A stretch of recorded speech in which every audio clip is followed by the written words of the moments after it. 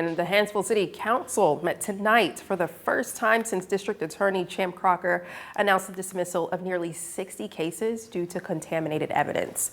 This comes 3 months after 5 of the city's officers, including the police chief, were indicted and charged in connection with the overdose death of a dispatcher. These pictures show the conditions of Hanceville's evidence room. The envelope on the right used to contain nearly $1,000, but as you can see, it's now empty. This is one of nearly 80 envelopes or bags inside the evidence room, which had been unsealed or torn open. Fox 54's Gabe Glassman has more from Hanceville. Hanceville residents still asking questions about the future of the city's police department, but the city attorney says change may not be seen for a few months. There will not be a chief until there's a police department, and we don't need it's kind of one of those, which came first. You got to have the insurance to have the police department. Hanceville City Attorney Dan Willingham told the council at the last meeting their liability insurance company would not be renewing their policy effective July 17th. And Willingham says getting liability insurance in place could take months. We're just shopping. It's like, it's a whole lot like everybody else's. If you want insurance on your home, you shop it to see which one wants you and which one you won't.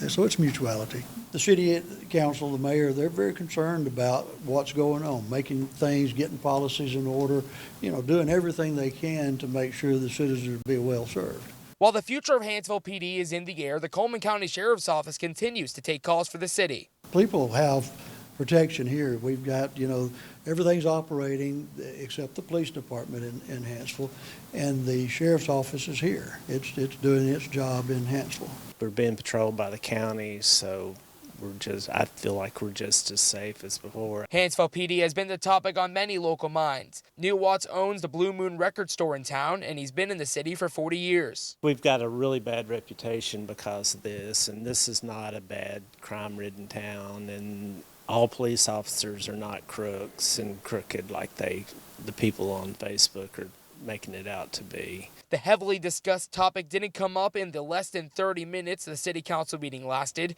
This was the first time the council convened in public following the announcement made by District Attorney Champ Crocker, saying nearly 60 cases had been dismissed due to actions from the 5 former Hanceville PD officers, including the police chief. They were indicted back in February. Crocker saying in a Facebook post on Wednesday, the grand jury that unanimously indicted the former Hanceville officers determined that those officers' cases and other cases from the Hanceville Police Department were unprosecutable.